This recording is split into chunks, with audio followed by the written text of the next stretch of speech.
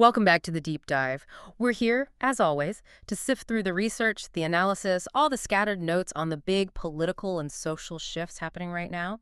Our goal is simple: deliver the essential knowledge you need and do it quickly. Today, we are doing a deep dive into, well, what is arguably the most dynamic political movement we've seen in years: the No Kings anti-authoritarian movement.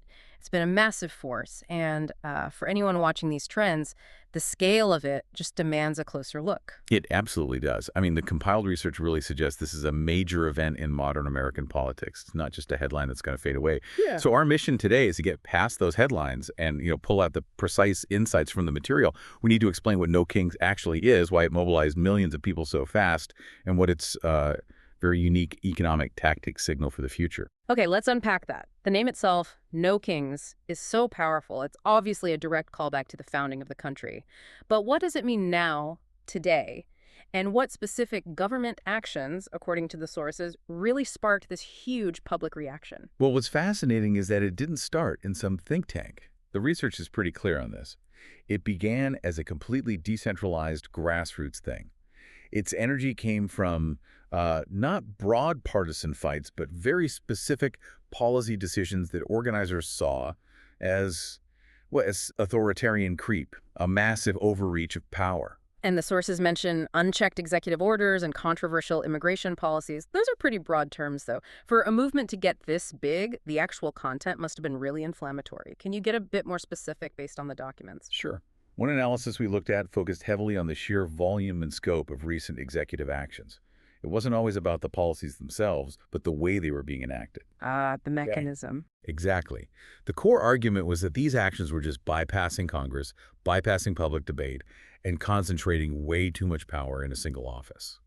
And with the immigration policies, it wasn't just about the border. The sources cite specific concerns about expanded domestic surveillance. Using federal agencies in ways that critics argued were really eroding civil liberties. So the fundamental motivation, when you boil it all down, is this deep constitutional worry that the whole system of checks and balances was failing in real time. Right. They felt the guardrails were being systematically dismantled. That's the perfect way to put it. And that fear, that sense of institutional failure, that's the fuel. But the logistics, the sheer scope is what makes it so effective. This is way beyond a typical protest. The scale is what makes this a real structural challenge, not just a moment of dissent. The data we have confirms some pretty astonishing numbers. We're talking about millions of people mobilized in sustained action throughout the year. Millions.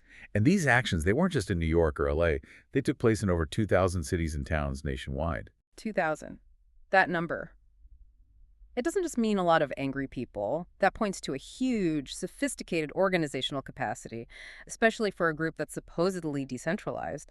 So what did the sources say about how they pulled that off? How does a grassroots effort coordinate across 2,000 different places? That's the key question, isn't it? Because the organization itself is a story. One study we saw highlighted that this wasn't organized through like a traditional party structure.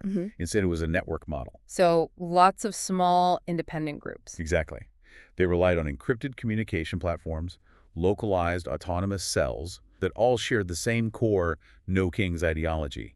But they had full control over their own local tactics. Which makes them really hard to disrupt. Incredibly hard. And that massive footprint, being able to pop up everywhere at once, it just sends the signal that millions of Americans feel democracy is at a tipping point.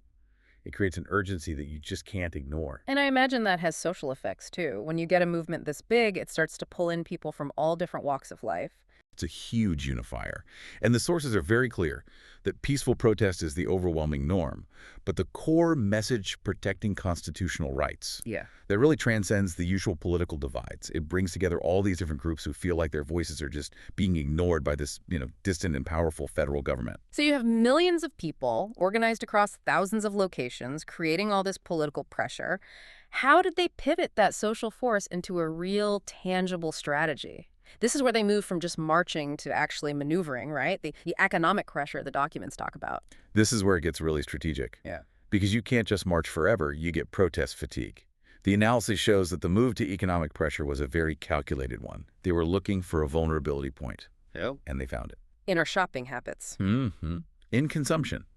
The documents pinpoint the timing of their biggest action to that critical holiday shopping period, Thanksgiving all the way through Cyber Monday. Wow. We'll find That is ruthless from a business perspective. That window can make or break a company's year. It gives the boycott maximum leverage.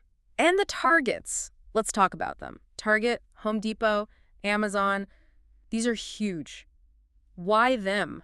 Why not go after organizations more directly tied to the policies? Because that's the really sophisticated part of this. Hmm. The movement wasn't just protesting the government, it was protesting the corporate infrastructure that they argue enables that government's overreach.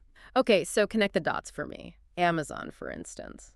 Well, the research noted that Amazon was targeted because of its huge, lucrative government contracts, things like cloud services, logistics, the very infrastructure needed to implement some of these controversial surveillance and enforcement policies. So the argument is, if you profit from it, you're part of it. You're complicit. That's the argument. And what about the retailers? Target and Home Depot, what's the link there?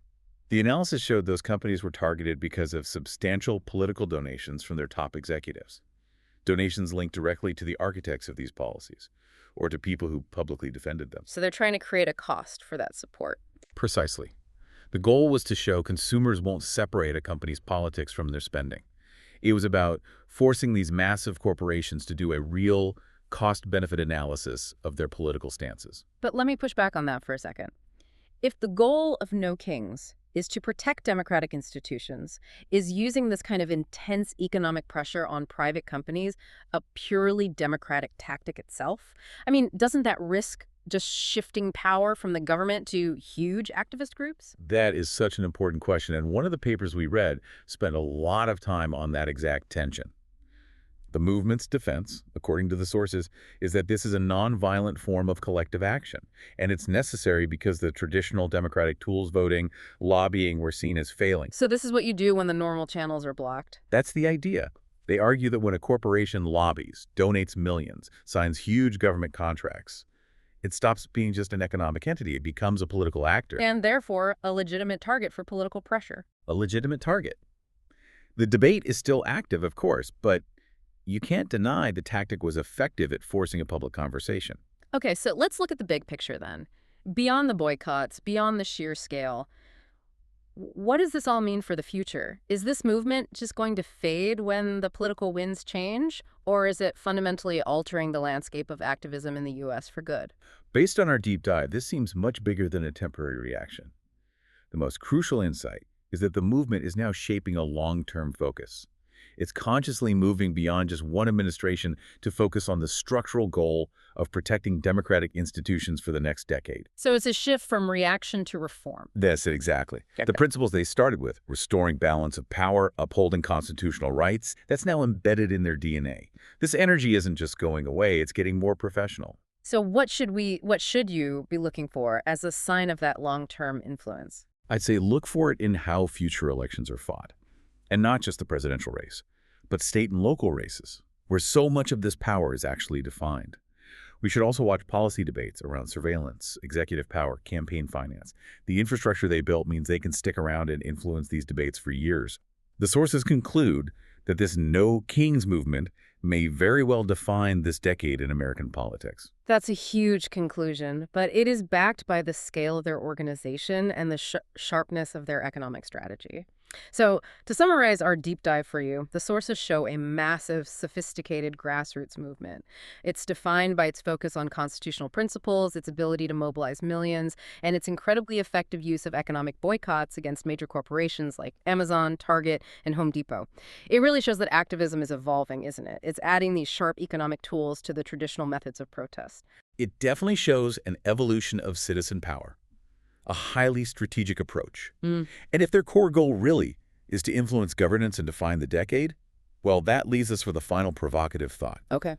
If we're looking for that first major sign of their long-term success, what specific policy debate or local election outcome do you predict will be that first irrefutable sign? The first domino to fall. Exactly. Is it a ballot initiative on executive authority? A specific regulatory bill that gets shut down?